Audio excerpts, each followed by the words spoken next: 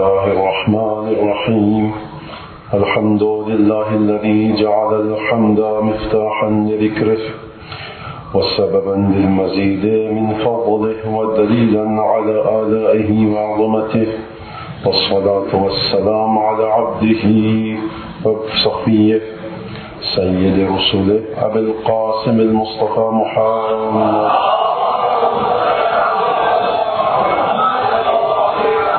ثم الصلاة والسلام على أهل بيته الطيبين الطاهرين الأئمة الميامين الذين أذهب الله عنهم الرجس وطهرهم تطهيرا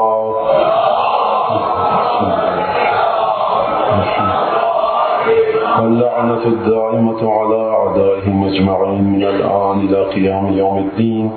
أما بعد فقد قال الله تبارك وتعالى في قرآنه المجيد وفرقانه الحميد وقوله الحق وهو أصدق الصادقين. أعوذ بالله من الشيطان الرجيم.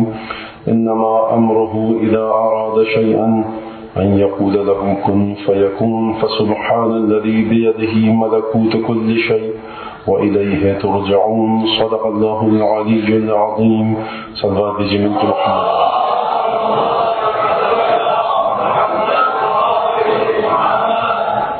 عزیزان گرامی، توحید اور ارتقاء حیات کے حوالے سے ہماری گفتگو کا سلسلہ چل رہا ہے، اور آج جہاں تک مجھے یاد پڑتا ہے 5ویں میرے خیال سے مجلس ہے، 6ٹھی مجلس ہے. تو بات جہاں تک پہنچ چکی ہے وہ یقیناً آپ کے ذہنوں میں ہوگی، اور 2-3 باتیں تھیں جو مسلسل ہر شب کو جب یہاں آتا ہوں تو سوچتا ہوں کہ اسے چھیڑوں اس ذکر کو ارتقاء حیات کے حوالے سے، کہ اکثر ہمارے جو نوجوان بچے ہیں سائنس پڑھتے ہیں، انہوں نے چارلس ڈارون کی تھیوری پڑھی ہے کسی طرح سے، یا پڑھی ہے یا اڑتے اڑتے ان کے کانوں میں اس کا ذکر پہنچ گیا ہے.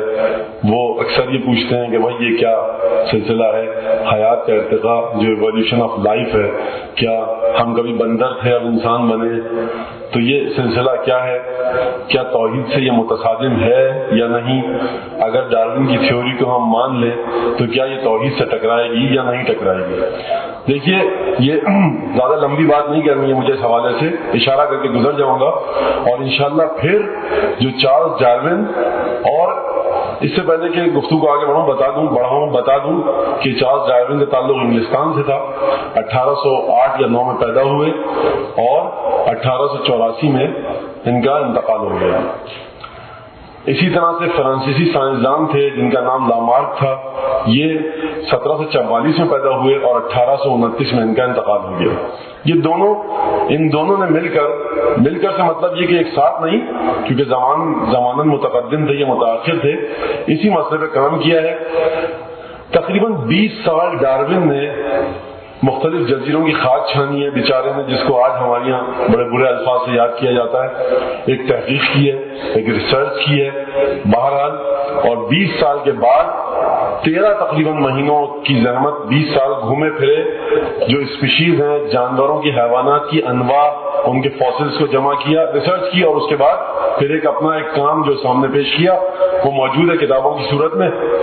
تو اس کے بعد یہ چیز سامنے آئی کہ صاحب انسان جو ہے وہ مختلف انواع سے اس نے ارتقاء اور ترقی حاصل کی ہے، ایولیوشن آف اسپیشیز ہوا ہے، اور اس کے بعد آ کر یہاں تک انسان پہنچا ہے. تو دیکھیے، قطعاً ڈارون کا یہ کہنا نہیں ہے کہ انسان خدا نے بندر بنایا اور بندر پھر تبدیل ہوتے ہوتے انسان بن گیا. جو اس کی تھیوریز میں اس کے جو نظریات ہیں، کتابیں ہیں ان کی، اس سے یہ بات نہیں نکلتی. بات صرف اتنی سی ہے، ان کا بھی یہ کہنا ہے، وہ بھی خدا کو مانتے ہیں. اور حتیٰ جب چارلس ڈارون کو موت آئی انگلستان میں ہی، اور اس بیچارے نے اتنی زحمت کی علم اور دانش کی خاطر، علم و دانش کے لیے اتنی زحمتیں اٹھائیں کہ انہی قطب جنوب کے جزیروں میں سفر کے دوران کسی کیڑے نے کاٹا، اور اس کے بعد انگلستان میں آ کر ان کی وفات ہو گئی. تو دیکھیے، کہتے ہیں کہ جب انتقال ہوا ہے چارلس ڈارون کا تو کتاب مقدس یعنی انجیل اس کے سینے پر تھی. تو خود چارلس ڈارون بھی منکر خدا نہیں تھا، لامارک منکر خدا نہیں تھا. انہوں نے ایک نظریہ پیش کیا ہے کہ خلقت اس طرح سے ہوئی ہے، خلقت کا طریقہ یہ ہے لیکن خالق وہی ہے. تو دیکھیے، بچے ہمارے پریشان ہو جاتے ہیں سن کے. لامارک نے بھی تقریباً اسی طرح کی بات کی ہے لیکن جو میں 2 یا 3 نقطے ان کے کام سے جو ان کی ریسرچ تحقیق نکال کے آپ کے سامنے پیش کرنا چاہتا ہوں. لامارک نے ایک عجیب بات کی ہے. اس نے کہا ہے کہ انسان میں صرف انسان کی بات نہیں کی ہے، کہا یہ جو جانور ہیں، حیوانات ہیں جو سنگل سیل سے ایک خلیے سے نکل کے بنتے ہیں امیبا جیسے، یہ جانور بھی ایک ارتقاء کا سفر جاری رکھتے ہیں اور اس کے بعد ایک ضرورت کا احساس کرتے ہیں. یہ خود ان کی فطرت میں، ان کی جبلت میں، ان کی ذات کی گہرائیوں میں ایک ضرورت کا احساس ہوتا ہے اور وہ ضرورت کا احساس ان میں وہ جسمانی تبدیلیاں لاتا ہے.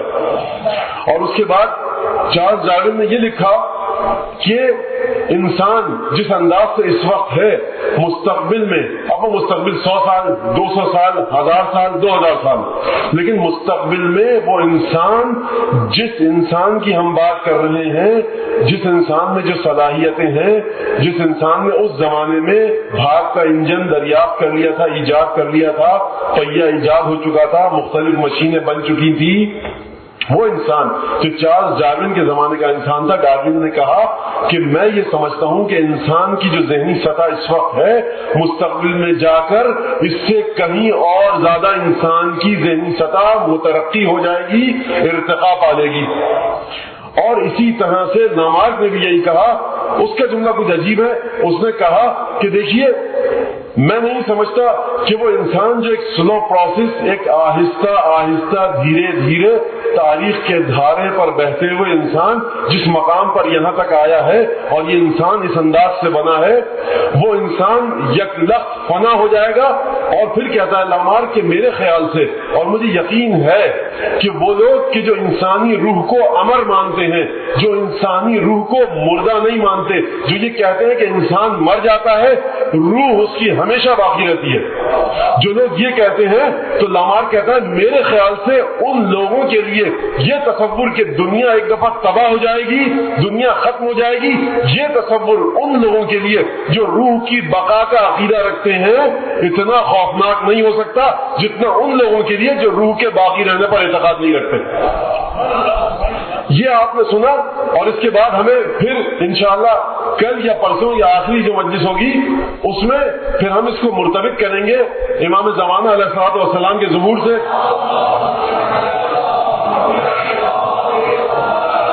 کہ امام زمانہ کے ظہور کے بعد جو ہمیں روایات ملتی ہیں کہ انسانوں کی حالت کیا ہوگی، کیا چارلس ڈارون اور لامارک کی تھیوری سے، ان کے نظریے سے ہم ایسی کوئی بات نکال سکتے ہیں جو ہمیں اپنی روایتوں میں ملتی ہے یا نہیں؟ ہے توجہ آپ کی؟ تو دیکھیے پھر ہم اس سے مرتبط کریں گے بات کو اور دیکھیں گے. یقیناً کوئی جبر نہیں ہے، زبردستی نہیں ہے کہ آپ میری بات کو مان لیجئے. بس سمجھ لیجیے کہ ایک آدمی داستان سنا رہا ہے. یہاں تو رسول خدا مسجد میں نماز پڑھا رہے ہوتے تھے، لوگ چھوڑ کے چلے جاتے تھے. آپ تو بہرحال پھر میری بات توجہ سے سن رہے ہیں.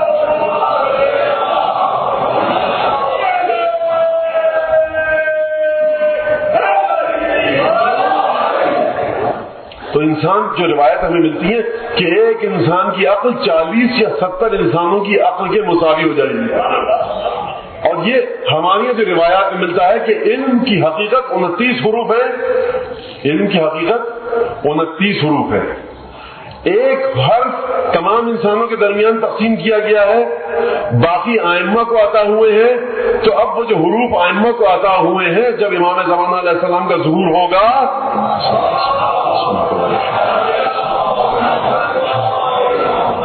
تو امام اپنی مرضی اور مشیت سے اپنے چاہنے والوں کو، اپنے ان 313 اصحاب کو اس علم میں سے کتنا علم دیں گے. اور جب سرکار حضرت اپنا وہ علم عطا کریں گے تو ہر انسان کی عقل کس مرحلے پر پہنچ جائے گی.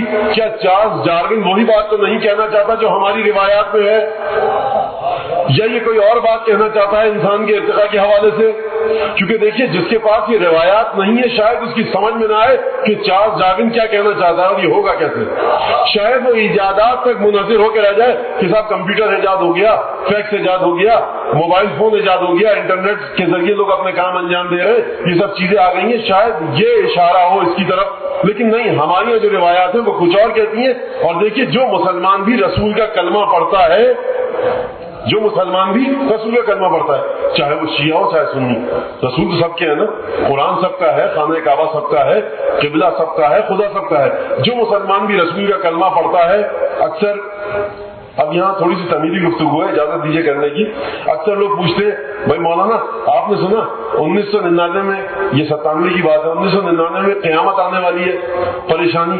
کسی اور نے کہا یورپ میں پیشن گوئی کی ہے کہ صاحب 2002 میں قیامت آ جائے گی، 2012 میں قیامت آ جائے گی، 2010 میں قیامت آ جائے گی. لوگوں میں بے چینی کی لہر دوڑ جاتی ہے. تو میرے عرض کرنے کا مقصد یہ ہے کہ دیکھیے بے چین وہ ہوگا قیامت سے کہ جو قیامت سے ڈرے گا. آپ حضرات کو تو قیامت کی دعا مانگنی چاہیے کہ جلد سے جلد قیامت آئے اور آپ اپنے آخری امام کی زیارت کر سکیں. بھائی قیامت سے اگر دنیا ڈرتی ہے تو ڈرے، کیونکہ دنیا کے پاس جب قیامت آئے گی کوئی جائے پناہ نہیں ہوگی. ہم وہ لوگ ہیں کہ ہم دعا کرتے ہیں قیامت کی پروردگار اگر کل صبح تک تو قیامت لانا چاہتا ہے تو ہماری دعا یہ ہے کہ آج رات ہی کو آ جائے اور ظہور امام زمانہ ہو جائے اور ہم اپنے امام کے سائے تلے باقی ماندہ زندگی کے گھنٹے گزار سکیں. تو قیامت آنے سے کبھی گھبرائیے مت، کبھی ڈریے مت. جو کہہ رہا ہے کہ قیامت آنے والی ہے تو اس کے لیے خبر بری ہے، آپ کے لیے خوشخبری ہے.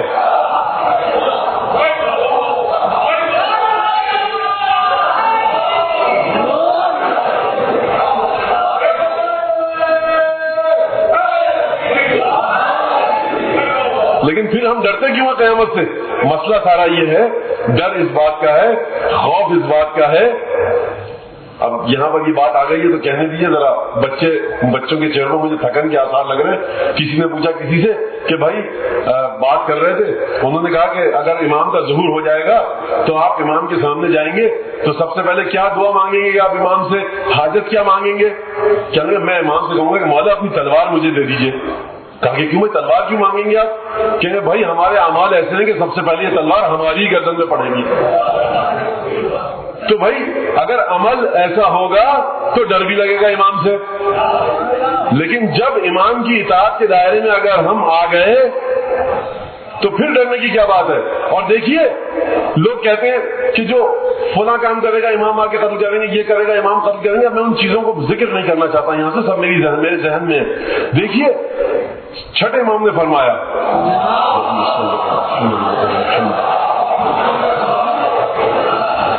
کہ جو شخص فجر کی نماز کے بعد 40 دن تک دعائے عہد پڑھے گا، ہر حرف کے بدلے میں خدا اسے 1000 نیکیاں ادا کرے گا، 1000 گناہ اس کے ختم کرے گا. اور اگر وہ سچے دل سے یہ نیت کرے کہ خدا مجھے اس دعا کے وسیلے سے امام کے انصار میں شامل کرے، تو اگر اس مومن کو امام کے ظہور سے پہلے موت آ بھی جائے تو خدا اس مردہ مومن کو اس کی قبر سے نکالے گا اور زندہ کرے گا، امام کے لشکر میں شامل کرے گا. تو بھائی ڈرنے کی کیا ضرورت ہے؟ چھٹے امام نے نسخہ بتلا دیا ہے، فجر کی نماز پڑھیے اور دعائے عہد پڑھیے. اچھا فجر کی نماز کے بعد پڑھنا بھول گئے، کوئی مسئلہ نہیں، ظہر کے بعد پڑھ لیجیے. ظہر کے بعد پڑھنا بھول گئے، مغرب عشاء کے بعد پڑھ لیجیے. مغرب عشاء کے بعد پڑھنا بھول گئے، سونے سے پہلے پڑھ لیجیے. پڑھیے تو صحیح کوئی وقت. لیکن یہ سرکار کا وعدہ ہے چھٹے امام کا، دیکھیے کہ یہ عجیب دعا ہے. ترجمہ ضرور پڑھیے گا اس کا، سمجھ میں آئے گا کہ ہمیں کس انداز سے ظہور کی تیاریاں کرنی چاہیے. تو یہ جب عمل ایسے ہوں گے تو امام سے پہلی حاجت یہی ہوگی، نہ مال کی، نہ پیسے کی، نہ دولت کی، نہ رزق کی، نہ اولاد کی، نہ بیماریوں سے بچاؤ کی. پہلی دعا امام سے یہ ہوگی مولا اپنی تلوار ہمیں دے دیجیے تاکہ ہماری گردن پہ یہ تلوار نہ چلے. تو لیکن اگر عمل صحیح ہو جائے انسان کا، اور دیکھیے چھوٹے موٹے گناہ کبیرہ صغیرہ ہر انسان کرتا ہے. آخری خبریں آنے تک نہ آپ معصوم ہیں نہ میں معصوم ہوں. معصوم 14 تھے، ان میں مجھے یقین ہے میرا نام نہیں ہے، آپ کو پتہ نہیں ہے یا نہیں ہے، لیکن معصوم 14 تھے.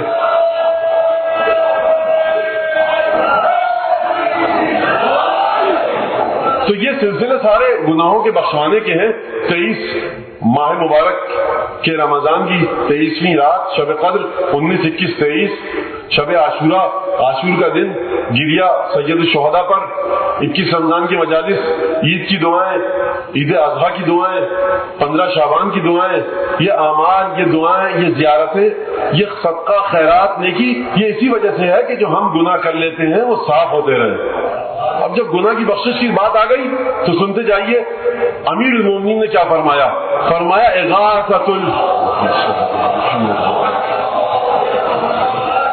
مولانا بڑے گناہ کیے ہم نے زندگی میں، بڑے خطرناک گناہ کیے، کیسے بخشوائیں، کیا کریں؟ بھائی یہاں پر کنفیشن چیمبر نہیں ہے، ایک کمرہ نہیں بنا ہوا یہاں پر مسجد میں کہ آپ جائیے اور مولوی کے سامنے اپنے گناہوں کو اعتراف کیجیے. ہمارے یہاں یہ قدم نہیں ہے، اعتراف کرنا ہے خدا کے سامنے کیجیے. فرمایا مولانا کہ دیکھو گناہوں پر ندامت اور اس کا اعتراف خدا کی بارگاہ میں، یہ بخشش کی علامت ہے گناہ کی. تو یہ دیکھیے اسلام نے کس انداز سے انسان کو عزت دی ہے کہ حتیٰ تم اپنے مذہب کے، اپنے مکتب کے مولوی کے پاس جا کر بھی اپنے گناہوں کا اقرار مت کرو. اس حد تک اسلام تمہیں عزت دیتا ہے کہ خبردار اپنی زندگی کے تاریخ گوشے کو کسی کے سامنے نہ کھولنا. اگر کھولو تو خدا کے سامنے کھولو، اگر کھولو تو جا کر امام رضا علیہ السلام کی ذریعے کے سامنے کھولو، وہ بخشوائیں گے تمہارے گناہ. تو دیکھیے اجداد گرامی، فرمایا امیر المومنین نے اغاثۃ الملہوف کفارۃ للذنوب العظائم. اگر کوئی کسی مجبور اور بے کس کی مدد کرے، اگر تم میں سے کوئی کسی بے کس اور مجبور کی مدد کرے تو یہ بڑے بڑے گناہوں کا کفارہ ہے. اور عجیب مکتب فکر ہے، مکتب تشیع. فرمایا چھٹے امام نے دیکھو لکل کبد حرائے اجر، ہر جگر سوختہ کے جگر کو ٹھنڈک پہنچانے کا ایک اجر ہے. جس کا جگر جل رہا ہے، کوئی کسی غم میں ہے، کسی تکلیف میں ہے، کسی نے کوئی غم دیکھا ہے، حتیٰ کوئی جانور پیاس سے مر رہا ہے، اگر اس کو پانی پلا دو، اس کے جگر کو ٹھنڈا کر دو، چھٹے امام نے فرمایا اس کا بھی اجر ہے. اور دیکھیے آپ کے یہ آنسو، آپ کی یہ عزاداری، اگر حیوان کو پانی پلانے کا اتنا ثواب ہے تو یہ آپ کے آنسو اگر قبول ہو جائیں، سیدہ کے دل کو تسکین پہنچا دے تو کیا ہوگی؟ تو ان کی حقیقت کیا ہوگی؟ دیکھیے اس بارگاہ میں کوئی بخل نہیں ہے. خامی اگر ہے تو ہمارے دلوں میں ہے، ہمارے آنسوؤں میں ہے. اگر ہمارے آنسو ایک طیب و طاہر، پاک و صاف قلب سے نکلے تو پھر کوئی انتظار کی حالت نہیں ہے کہ ان کا مقام رومال سیدہ ہے. اپنے کو صحیح کرے انسان، نیت پاک کرے، نیت صاف کرے. میں نے پہلے بھی حدیث پڑھی تھی آپ کے سامنے، من حسنت نیتو وسع رزقو، جس کی نیت پاک اس کے رزق میں وسعت. اور کیونکہ اب نجف سے زائرین یہاں آئے ہوئے بیٹھے ہیں تو دیکھیے مجھے اجازت دیجیے. امیر المومنین کا ایک بڑا نزدیک کا صحابی تھا صعصعۃ ابن صوحان، بڑا مشہور صحابی، بڑا مقرب صحابی. اور اس صحابی کی منزلت یہ ہے کہ جب امیر المومنین کو تدفین کے لیے لے جایا گیا تو نہایت خاص افراد کو لے کے جایا گیا تھا. امام حسن، امام حسین تھے، محمد حنفیہ تھے. مجھے نہیں معلوم، تاریخ میں میں نے نہیں دیکھا کہ ابوالفضل عباس تھے یا نہیں تھے، شاید کمسینی کی وجہ سے نہ جا سکے ہوں، لیکن صعصعۃ ابن صوحان عبدی بھی تھے. اور اگر نجف کی زیارت آپ کو خدا نصیب کرے تو نجف سے باہر نکلے کوفے کی طرف تو دو مسجدیں ہیں، ایک صعصعۃ ابن صوحان عبدی کی مسجد ہے اور ایک ان کے بھائی زید ابن صوحان عبدی کی مسجد ہے. یہ صحابی صعصعۃ ابن صوحان امیر المومنین، جسے خطابت اور فصاحت کا شہنشاہ کہا جاتا ہے تمام دنیا عرب میں، امیر المومنین نے فرمایا صعصعۃ ابن صوحان کے بارے میں کہ حاضر خطیب الشہشاہ، یہ بڑا ماہر خطیب ہے. سوچئے کہ جس خطیب کی تعریف امیر المومنین کرے اس کی کیا حیثیت ہوگی. یہ گیا امیر المومنین کی تدفین میں، تدفین کا واقعہ آپ کو پتا ہے، دفن کیا گیا. یہ وہ پہلے مصائب ہیں جو اس زمین پر امیر المومنین کے پڑھے گئے، پہلے مصائب ہیں. صعصعۃ ابن صوحان پہلے مصائب ہیں، عجیب مصائب پڑھے اس نے. ذرا ایک صلوات پڑھی محمد آل محمد کو.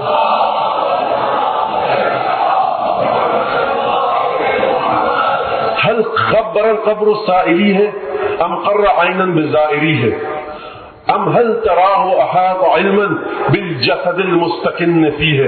یہ پہلے مصائب جو مولا کائنات کے پڑھے گئے. اور اس نے عجیب کام کیا، جب تدفین ہو چکی تو قبر کی مٹی اٹھائی سرکار امیر المومنین کی، اپنے سر پر ڈالی اور یہ اشعار پڑھے ہیں. هل خبر القبر سائلی ہے ام قر عینا بزائری ہے.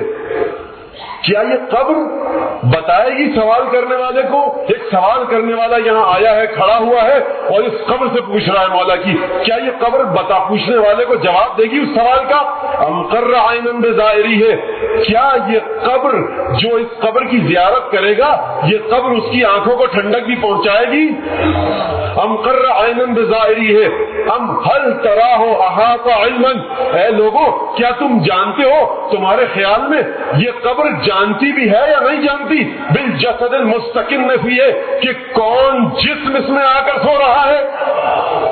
بالجسد المستقن فیہ, یا موت لو تقبل ابتداء, اے موت اگر تم مجھ سے فدیہ مانگتی, اے موت اگر تم مجھ سے فدیہ مانگتی اور تو یہ کہتی کہ میں علی کو نہیں موت دینا چاہتی, موت علی کو نہ آتی, اگر تم مجھ سے علی کے بدلے فدیہ مانگتی کہ میں علی کے بدلے ایک جزیہ دے دیتا, ایک فدیہ دے دیتا, یا موت لو تقبل ابتداء, اے موت اگر تو علی کو نہ مارتی اور مجھ سے آ کر فدیہ مانگتی کہ میں علی کو نہیں ماروں گی, مجھے ایک فدیہ دو, لکنت بالروح افتدی ہے, تو میں اپنی روح تجھے دے دیتا, میں مر جاتا میرا مولا زندہ رہ جاتا.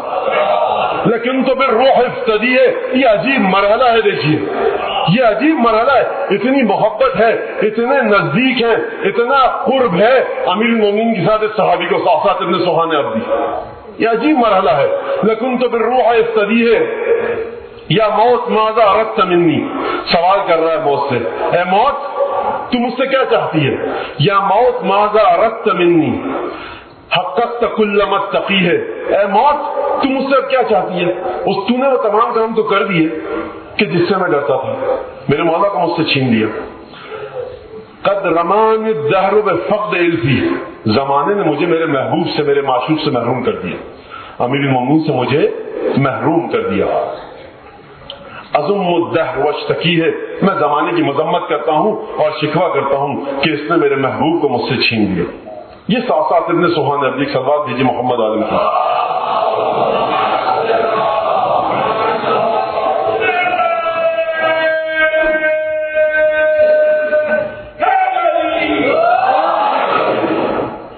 تو عزیزان گرامی دیکھیے ہماری گفتگو چل رہی تھی توحید اور ارتقاء حیات انسانی کے حوالے سے.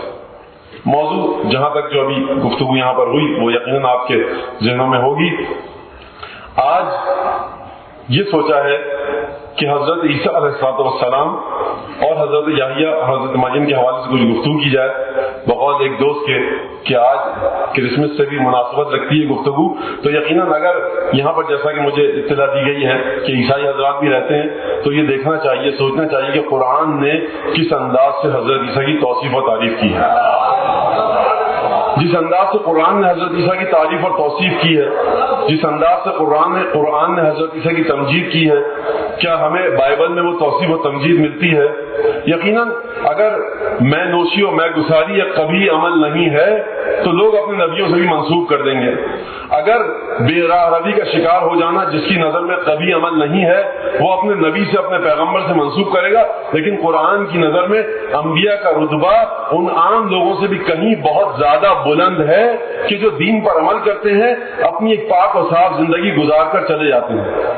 ایسا نہیں ہے کہ جو پاک و صاف زندگی گزار کر چلا جائے تقوی کا دامن ہاتھوں میں اس کے تھامے رہے وہ اور نبی برابر ہوگا. نہیں, نبی کا مقام ایک عام متقی انسان سے, ایک عام پاک باز انسان سے بھی کہیں زیادہ ہے. تو دیکھیے حضرت عیسیٰ کے بارے میں کیا کہا. سورہ مریم عجیب انداز سے شروع ہو رہا ہے یہ سورہ. بسم اللہ الرحمن الرحیم. کاف ہا یا عین صاد ذکر رحمت ربک عبدہ زکریا اذ نادى ربه نداء خفیا رب انی وهن العظم منی واشتعل الراس شیبا ولم اکن بدعائک رب شقیا وانی خفت الموالی من ورائی وكانت امرأتی عاقر فهب لي من لدنک ولیا یرثنی ویرث من آل یعقوب واجعلہ رب رضیا. یہ حضرت زکریا کی دعا. اب آئیے ذرا ترجمہ سنیے اس کا بہت توجہ کے ساتھ.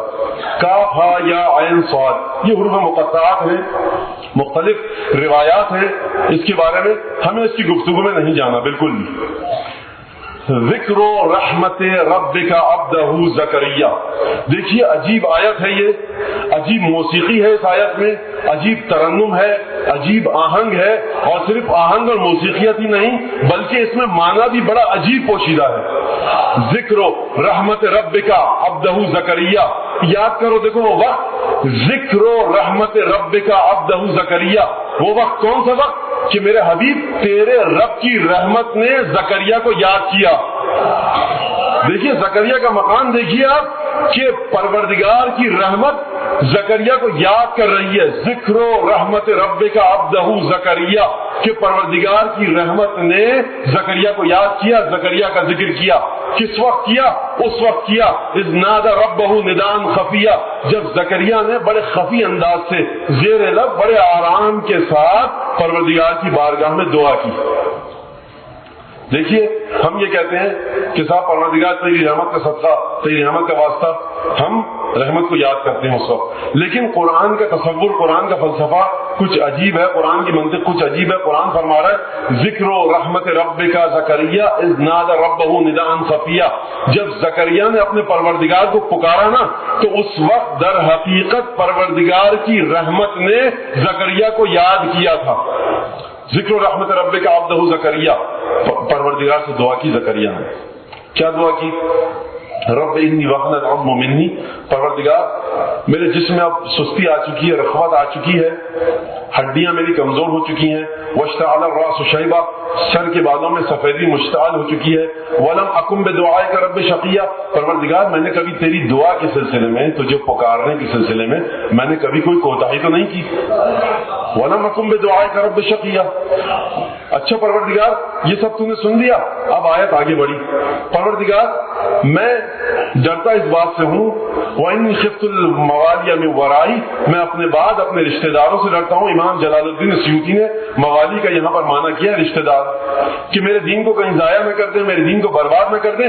تو پروردگار اس وجہ سے کہ میرے دین کو برباد نہ کر دیں، میرے دین کو تباہ نہ کر دیں، جو میرے بعض رشتہ دار ہیں، میرے قرابت دار ہیں، میرے عزیز ہیں، دوست ہیں، تو مجھے ایک ایسا ولی عطا کر میرے بعد کہ یرثنی ویرث من آل یعقوب واجعلہ رب رضیہ. پروردگار ایسا ولی دے کہ جو میری بھی میراث جس کو مل سکے اور آل یعقوب کی میراث بھی مل سکے، اور پروردگار اسے رضی قرار دے، اپنی بارگاہ میں مرضی قرار دے، اس سے خوشحال ہو جا اور اس سے رضامند اور راضی ہو جا. اور میری بیوی بھی عمر کے اس مرحلے میں ہے کہ جہاں پر وہ نسل انسانی کے استمرار اور نسل انسانی کے بقا میں ایک خاتون اور عورت ہونے کے ناطے اپنا کوئی کردار ادا نہیں کر سکتی. سفیدی میرے بالوں کی مشتعل ہو چکی ہے. اب پروردگار کچھ کام کر، مجھے ایک ایسی اولاد دے کہ جو ورثہ پا سکے میرا اور آل یعقوب کا. یہاں تک آپ کی بات سمجھ میں آ گئی. وَجَعَلْهُ رَبِّ رَضِيًّا، اور پروردگار اسے رضی قرار دے. یا زکریا جواب آیا. یا زکریا، یہ سورہ مریم کی بات کر رہا ہوں میں. یا زکریا انا نبشرک بغلام اسمہ یحییٰ لم نجعل من قبل له سمیہ. پر دیکھو پروردگار نے جواب دیا کہ پروردگار کی جانب سے جواب آیا کہ یحییٰ زکریا ہم نے تجھے ایک بچے کی بشارت دی. انا نبشرک بغلام اسمہ یحییٰ، کہ جس کا نام یحییٰ ہے، ایک لڑکے کی بشارت دی. یعنی پروردگار نے یہ بھی بتا دیا کہ تم جو مایوس ہو چکے ہو، تم جو ہماری بارگاہ میں آ رہے ہو ذکر کر کے واشتعل الراس شیبا وحن العظم منی، ہڈیاں کمزور ہو چکی ہیں، سر پر سفیدی نمودار ہو چکی ہے، تو دیکھو ہم تمہیں اولاد دیں گے، اور یہ بھی بتا دیا کہ لڑکا دیں گے. توجہ کیجئے گا، خود دعا کی زکریا نے، پروردگار نے مثبت جواب دیا. ہے توجہ آپ کی؟ پروردگار نے مثبت جواب دے دیا کہ ہم تمہیں اولاد دیں گے.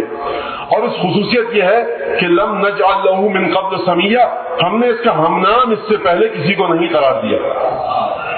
ہم نے ہم نام اس سے پہلے اس کا کسی کو نہیں قرار دیا. رب انا یکون لی غلام. اب توجہ کیجیے گا بڑی، خود دعا کی ہے پروردگار سے، خود دعا کی ہے، نبوت پر فائز ہیں، وحی کی خلافت سے سرفراز کیے جا چکے ہیں جناب زکریا. لیکن اس کے باوجود جب خدا کا وعدہ آیا تو عجیب انداز سے پریشان ہوئے ایک دفعہ، اور یہ کہا کہ پروردگار انا یکون لی غلام، میرے یہاں اولاد کیسے ہوگی، کیونکہ میں تو جانتا ہے لقد بلغت من الکبر عتیہ، میں نہایت بوڑھا ہو چکا ہوں، اور میں تجھے بتا چکا ہوں پروردگار کہ میری بیوی اس حالت میں ہے کہ اب نسل انسانی کی بقا کا استمرار کا آگے بڑھانے کے سلسلے میں وہ کسی قسم کا کردار ادا نہیں کر سکتی. اب میں کروں تو کیا کروں کہ دیکھیے عمر کے مختلف حصے سے تعلق رکھنے والے بچے بیٹھے ہیں، ممبر کا بھی تقاضا ہے اپنا، تو اس انداز سے مجھے گفتگو کرنی پڑ رہی ہے کہ بڑے دھواں پھرا کر. تو دیکھیے نہ میری بیوی وہ کردار ادا کر سکتی ہے نہ میں.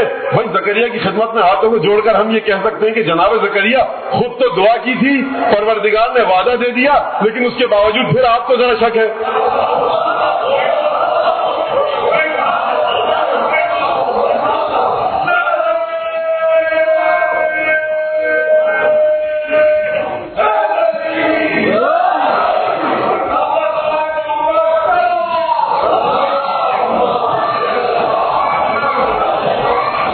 صبح کے اخباروں میں کہیں توہین رسالت کی درخواست نہ کر دی جائے میرے بارے میں اور مقدمہ نہ چل جائے توہین رسالت کا.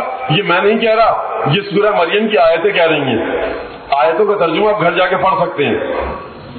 زکریا بھائی آپ کو تو جناب زکریا یقین تھا، آپ نے گفتگو کی تھی، پھر یہ ایک شک کی کیفیت کیوں آئی، یہ سوال کیوں کیا دوبارہ؟ تو دیکھیے ہو سکتا ہے اس کا یہ جواب دیا جا سکے کہ پروردگار تو شاید کوئی آیت مانگ رہے تھے، کوئی نشانی مانگ رہے تھے. رب اجعل لی آیا، پروردگار کوئی نشانی دے دے مجھے. تو پروردگار نے کہا دیکھو آیتوں کا تمہارے لیے نشانی یہ ہے اللہ تکلم الناس، دیکھو تم کسی سے گفتگو نہیں کر سکتے مگر یہ کہ تم اشاروں کی صورت میں گفتگو کرو گے. لیال سویہ، 3 دن تک اشاروں کی صورت میں گفتگو کرو گے، اس حالت میں کہ تمہاری زبان بول نہیں سکے گی. تم گونگے نہیں ہوگے لیکن بولنا بھی چاہو گے تو بول نہیں سکو گے. عزیزان گرامی یہ حکم وجوب کا نہیں تھا، یہ حکم تکوینی تھا. یعنی زکریا سے 3 دن کے لیے باوجود اس کے کہ وہ صحیح و سالم تھے پروردگار نے قوت گویائی چھین لی. بس سمجھ میں آیا کہ آیت ہمیشہ اس کا نام نہیں ہے کہ آپ کو کوئی چیز عطا کی جائے، آیت اس کا بھی نام ہے کہ آپ سے کوئی چیز چھین لی جائے. اس کے بعد کیا ہوا؟ فخرج علی قومہ، زکریا آیا اپنی قوم کی طرف، رشتہ داروں کی طرف، اور اس کے بعد اوحا الیہم، وحی کی اشارہ کیا ان کی طرف. کیا اشارہ کیا؟ ان سبحوا بکرۃ وعشیہ. اب دیکھیے یہاں سے ایک اخلاقی نکتہ سامنے نکل کے آتا ہے. پروردگار نے جب وعدہ دے دیا کہ دیکھو ہم تمہیں یحییٰ دینے والے ہیں، یہ ایسا بچہ ہوگا کہ اس سے پہلے اس کا کسی کا نام یحییٰ نہیں رکھا گیا.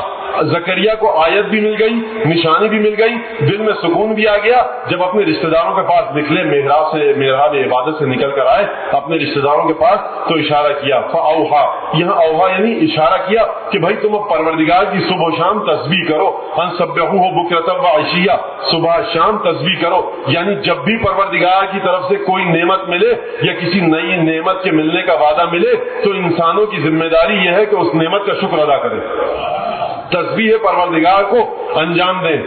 اور اس کے بعد مختصر کرتے ہوئے گفتگو کو، یا یحییٰ خذ الکتاب بقوہ، اے یحییٰ دیکھو ہم نے تمہیں کتاب دی، کتاب کو مضبوطی سے پکڑنا. وہ آتیناہ الحکم صبیہ، ہم نے بچپنے میں ہی یحییٰ کو نبوت عطا کر دی. تو دیکھیے قرآن یہ اعلان کر رہا ہے کہ پروردگار سے رابطے کا نام ہے نبوت، پروردگار سے تعلق کا نام ہے وحی ملنا، پروردگار سے ارتباط کا نام ہے رسالت. تو یہ بچپنے میں مل سکتی ہے. تو اگر تاریخ کبھی یہ بتائے کہ نوے امام کو بچپنے میں امامت ملی تو اس پر زیادہ تعجب کا اظہار مت کیجیے گا.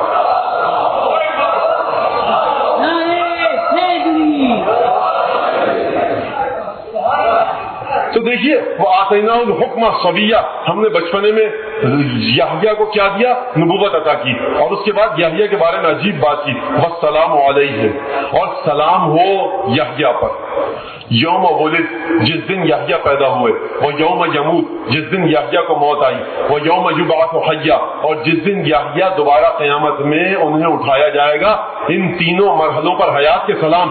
یعنی حیات یحییٰ کو توجہ کیجیے گا ذرا، حیات یحییٰ کو دیکھیے آپ کہ جب پیدا ہوئے تو سلامتی، جب موت آئی تو سلامتی، اور جب قیامت میں اٹھیں گے تو سلامتی.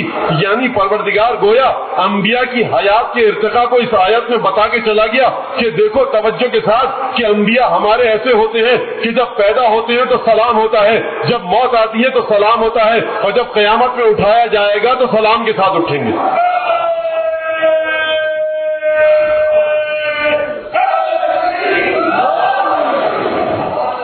اچھا دیکھیے یہ خود ایک آیت ہے، یا جناب یحییٰ ایک آیت ہے. اب یحییٰ کی بات ختم ہوئی. آئیے دیکھیے جناب یحییٰ کا قصہ ذرا تعجب آور ہے. انی وہانا لازم منی واشتعل الراس شیبا وکانت امراتی آخرہ، میری بیوی کا مرحلہ یہ ہے، میں خود ایسا ہوں، ناممکن ہے اولاد ہو، لیکن خدا نے اس مرحلے پر بھی ایک اعجاز، ایک کرامت، ایک تقریباً ناممکن بات کو جو معاشرے میں انجام نہیں پا سکتی، اسے خدا نے اپنی قدرت کے ذریعے ممکن کر دیا۔ جب یحییٰ اور زکریا کا قصہ ختم ہو گیا تو اب ذرا سا انسانوں کا تعجب ختم ہوا، تو بات پروردگار نے آگے بڑھائی، وَاذْكُرْ فِي الْكِتَابِ مَرْيَمَ إِذِ انتبذت مِنْ أَهْلِهَا مَكَانًا شَرْقِيًّا، دیکھو یاد کرو کتاب میں مریم کے ذکر کو، إِذِ انتبذت مِنْ أَهْلِهَا مَكَانًا شَرْقِيًّا، کہ جب وہ اپنے رشتہ داروں سے دور ایک مقام پہ چلی گئی تھی، فَاتَّخَذَتْ عَلَيْهِمْ حِجَابًا، اور مریم نے اس مقام پر، مریم پر وہ وقت ایسا آیا، یقیناً آپ کو جناب مریم کا قصہ سب کو پتا ہے، مجھے کھول کر بیان نہیں کرنا، عذر میرا وہی ہے کہ مختلف سن سے اور عمر سے تعلق رکھنے والے لوگ یہاں موجود ہیں، مختلف سوالات پیدا ہو جائیں گے، اس لیے میں اس سلسلے میں اور ان تمام پیشدار اور مشکل گفتگو میں نہیں جانا چاہتا، یہ کیا ہوا کیسے ہوا، بس سیدھے سادے انداز سے آیت پڑھ کے ترجمہ کر کے آگے بڑھوں گا کہ جہاں تک مجھے آپ کے ذہنوں کو لے کے جانا ہے۔ وَاذْكُرْ فِي الْكِتَابِ مَرْيَمَ إِذِ انتَبَذَتْ مِنْ أَهْلِهَا مَكَانًا شَرْقِيًّا، دیکھو یاد کرو مریم کو، کب یاد کرو؟ إِذِ انتَبَذَتْ مِنْ أَهْلِهَا مَكَانًا شَرْقِيًّا، کہ جب مریم مکان شرقی کی طرف چلی گئی۔ اب جناب جلال الدین سیوطی کا مسلسل نام لے رہا ہوں اس لیے کہ وہ قابل قبول ہے تقریباً سب کے لیے، فریقین کے لیے، بعض حوالوں سے اور بعض جہات سے۔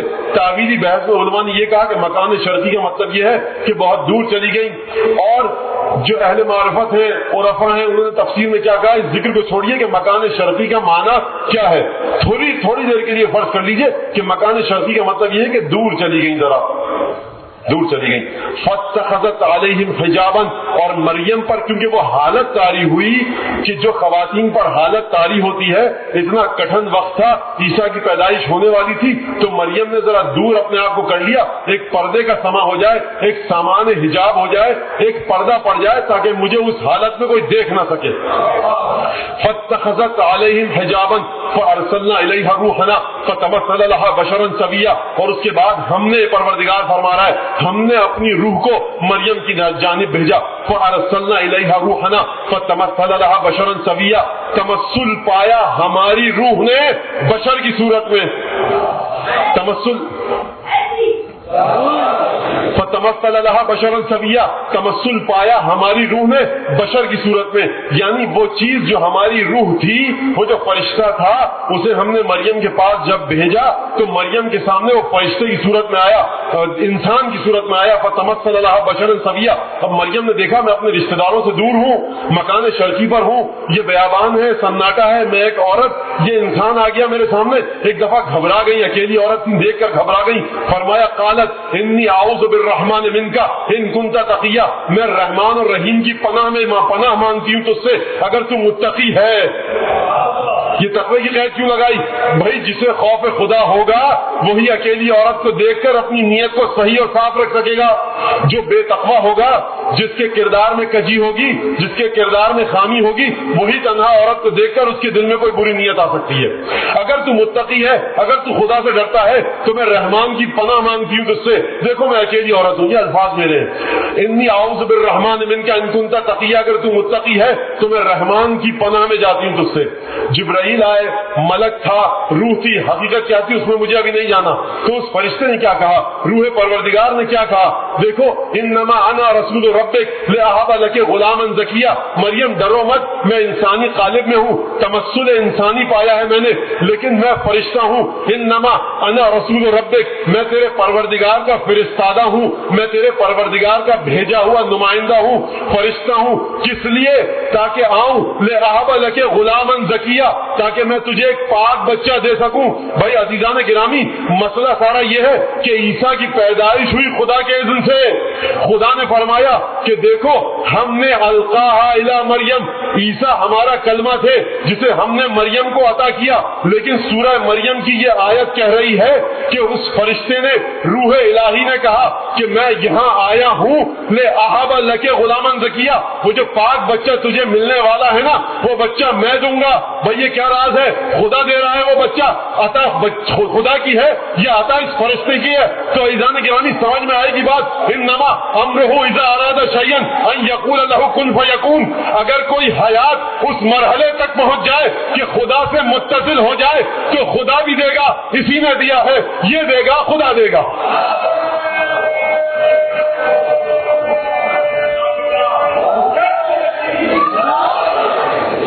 یہیں رک جائیے ذرا. حج کا موسم ہے، ایام حج ہے، مینا میں رش لگا ہے مسلمانوں کا، ساتویں امام کا زمانہ ہے، گزر رہے ہیں حج کے اعمال سے فارغ ہو کر. دیکھا کہ ایک عورت رو رہی ہے بیٹھی. کہا کیوں رو رہی ہو؟ کہا کہ بھائی تجھے کیا نہیں پہچانتی، نہیں جانتی تھی. کہا کہ کیا کام ہے؟ میری گائے تھی، ایک بیوہ ہوں، دودھ نکالتی تھی، دہی پنیر جو جو چیزیں بنتی ہیں، مکھن، وہ اس سے نکال کے بیچتی تھی. یہی ایک گائے ہے، مر گئی ہے، اس لیے رو رہی ہوں. تو ساتویں امام نے فرمایا کیا تو چاہتی ہے کہ میں اسے زندہ کر دوں؟ کہا کہ کیا ممکن ہے؟ کہا کہ اگر ہو سکتا ہے تو بھائی کر دے، اللہ کے نیک بندے تو میرے لیے اسے زندہ. تو روایت کے الفاظ ہے کہ امام نے کچھ دیر الگ الفاظ پڑھے اور اس کے بعد گائے کو ایک ٹھوکر ماری. گائے اٹھ کر کھڑی ہوئی، ایک دم سے وہ عورت چیخی یہ عیسیٰ مسیح ہے، اس نے عیسیٰ والا کام کیا ہے. تو دیکھیے پریشانی کی بات نہیں ہے اس میں. اگر حیات ارتقا پاتے پاتے وہاں تک پہنچ جائے کہ حیات الوہی سے متصل ہو جائے، توحید کے اس مرحلے پر پہنچ جائے کہ خدا اپنے اسماء و صفات جلال و جمال اپنے اس بندے کے ذریعے سے آشکار کرے، اپنے اس بندے کو اپنا کلمہ بنا دے، تو اگرچہ یہ بندہ آ کر کہے گا کہ میں تجھے وہ بچہ عطا کروں گا، لیکن در حقیقت یہ خدا دے رہا ہے. یعنی سمجھ میں یہ آیا کہ خدا اس روئے زمین پر اپنے کچھ مخصوص بندوں سے اپنے جیسے کام لیتا ہے.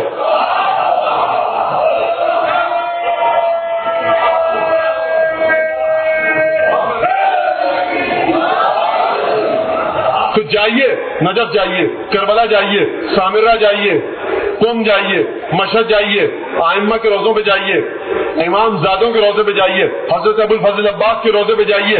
اگر براہ راست حاجت مانگے کوئی مضائقہ نہیں ہے، کوئی شرک کا شائبہ نہیں ہے، کیونکہ آپ کا عقیدہ یہ ہے کہ یہ خدا کے وہ بندے ہیں کہ جن کی حیات اس مرحلے پر ہے جو خدا کی اجازت سے عطا بھی کر سکتے ہیں، چھین بھی سکتے ہیں.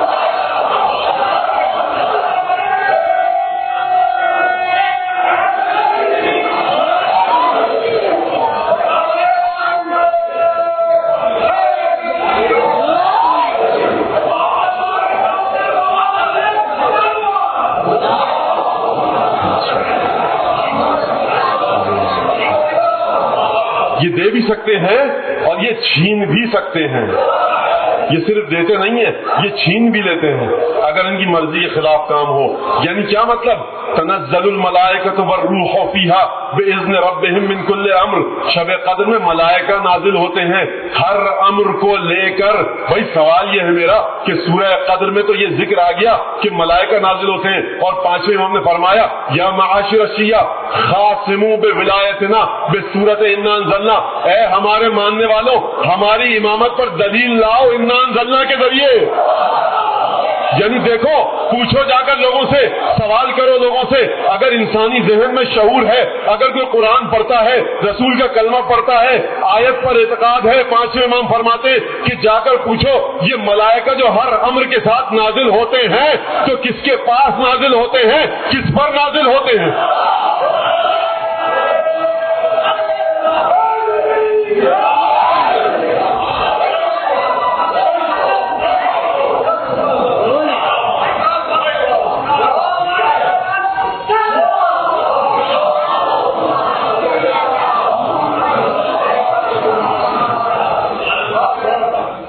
اچھا، جناب عیسیٰ آئے، متولد ہوئے. جناب مریم کی ایک داستان، وقت بہت ہی کم رہ گیا ہے. اب دیکھیے، اور اس کے بعد جناب عیسیٰ نے گفتگو کی، کیا سوال جواب ہو، اس کو چھوڑیے، آگے بڑھیے. جناب عیسیٰ کے بارے میں کیا فرمایا؟ جناب عیسیٰ کے بارے میں فرمایا کہ دیکھو بنی اسرائیل کے لوگوں، انی قد جئتکم بآیۃ من ربکم، میں تمہارے پروردگار کی جانب سے ایک آیت، ایک نشانی لے کر آیا ہوں. کیا لے کر آیا ہوں؟ نشانی. کتنی نشانیاں؟ 1 2 3 4 5 کتنی نشانیاں؟ بآیۃ من ربکم، ایک آیت لے کے آیا ہوں. اچھا، ایک آیت لے کے آیا ہوں. آپ کے ذہنوں میں آ گئی یہ بات کہ جناب عیسیٰ نے خود کہا، قرآن کے الفاظ ہیں کہ بنی اسرائیل کے لوگوں میں تمہارے پاس تمہارے رب اور پروردگار کی جانب سے ایک آیت لے کے آیا ہوں۔ وہ ایک آیت کیا ہے؟ دیکھو، انی اخلق لکم من الطین کہیئۃ الطیر فانفخ فیہ فیکون طیرا باذن اللہ۔ دیکھو آیت یہ ہے کہ میں مٹی کی ایک مورت بناؤں گا، پرندے کی مورت بناؤں گا، ایک مجسمہ بناؤں گا، ایک مورتی بناؤں گا، اس میں پھونکوں گا، جب دم عیسوی لگے گا فیکون طیرا باذن اللہ، تو وہ اللہ کے اذن سے مورتی بے جان پرندہ بن کے اڑنے لگے گی۔ فیکون طیرا باذن اللہ۔ اچھا، وہ ابرئ الاکمہ والابرص وہ احیی الموتى باذن اللہ، میں مبروس کو، مادرزاد نابینا کو، مبروس کو، مادرزاد نابینا کو شفا دوں گا، اور میں مردے کو زندہ کروں گا، یعنی مبروس کو بھی شفا دیں گے، جذام کے مریض کو بھی شفا دیں گے، مادرزاد نابینا کو بھی شفا دیں گے۔ ڈاکٹر حضرات یہ کہتے ہیں کہ ابھی تک سائنس، اب مجھے نہیں پتا کیونکہ نہ میرا مطالعہ ہے، نہ میری فیلڈ ہے، نہ میرا شعبہ ہے، ڈاکٹر حضرات یہ کہتے ہیں ماہر امراض چشم کہ بھائی دیکھیے، آج تک جو شکم مادر سے مادرزاد نابینائی رکھتا ہو، ابھی تک سائنس اس کا علاج کرنے میں کامیاب نہیں ہو سکی۔ اب یہ بات صحیح ہو یا غلط ہو، یہ صرف میں چاہتا تھا کہ آپ کے سامنے پیش کر دوں، لیکن عیسیٰ اس وقت کیا کہہ رہے ہیں کہ دیکھو، انی ابرئ الاکمہ والابرص واحیی الموتى باذن اللہ، میں مبروس کو، جذامی کو شفا بھی دوں گا، میں مردے کو زندہ بھی کروں گا، اور جو بطن مادر سے نابینا پیدا ہوگا میں اسے بھی بینا کروں گا اللہ کے اذن سے۔ یعنی سمجھ میں کیا آیا؟ حضرت ابراہیم نے فرمایا اذا مرضت فہو یشفین۔ توحید حقیقی یہ ہے کہ تمام کے تمام کام خدا کی بارگاہ سے ہوتے ہیں، لیکن قرآن کی سورہ مریم کی یہ آیت ثابت کر رہی ہے کہ پریشان مت ہو، صرف ڈھونڈو ان ہستیوں کو، دیکھو کہ ان کی حیات کا ارتقا کہاں تک ہے۔ جس کی حیات کا ارتقا جہاں تک ہے وہ اتنے ہی سارے خدا کے کام کر سکتا ہے۔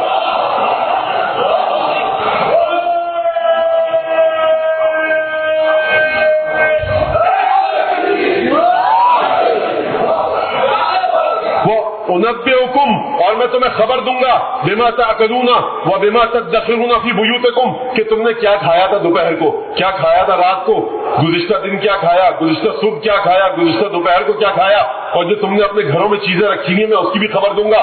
بھائی دیکھیے، عیسیٰ مبروس کو بھی شفا دیں گے، عیسیٰ مادرزاد نابینا کو بھی شفا دیں گے، عیسیٰ مردے کو زندہ بھی کریں گے، عیسیٰ کھانے پینے کی خبر بھی دیں گے، عیسیٰ گھروں میں رکھی ہوئی چیز کے بارے میں بھی بتائیں گے، عیسیٰ مٹی کی مورتی کو زندہ بھی کریں گے۔ یہ 6 چیزیں ہیں یا نہیں ہیں؟ یہ 6 چیزیں ہیں۔ اچھا آئیے دوبارہ پیچھے کی طرف چلیے، کیا فرمایا؟ جب آئی تو جناب مریم کی قوم آئی، تحملھا، جناب مریم کی قوم نے جب یہ دیکھا کہ جناب مریم ایک بچے کے ساتھ آئی ہیں تو بڑا گرا گزرا، پہلے ہی سے سازشیں ہو رہی تھی، عجیب انداز سے کہا یا اخت ہارون ما کان ابوک امرأ سوء وما کانت امک بغیہ، اے ہارون کی بہن یہ تو نے کیا کام کیا؟ تیرے ماں باپ کے کردار میں تو کوئی کجی نہیں تھی، یہ تو گئی تھی اور یہ بچے کو کہاں سے لے آئی؟ فاشارت الیہ، مریم نے اپنے ہاتھ سے بچے کی جانب اشارہ کیا کہ بھائی اس سے پوچھو۔ جب یہ کہا تو بنی اسرائیل کے لوگوں نے کہا کہ یہ کیا مذاق لگا رکھا ہے کہ ہم اشارہ کیا کہ بھائی اس سے پوچھو۔ جب یہ کہا تو بنی اسرائیل کے لوگوں نے کہا کہ یہ کیا مذاق لگا رکھا ہے کہ ہم اشارہ کیا کہ بھائی اس سے پوچھو۔ جب یہ کہا تو بنی اسرائیل کے لوگوں نے کہا کہ یہ کیا مذاق لگا رکھا ہے کہ ہم اشارہ کیا کہ بھائی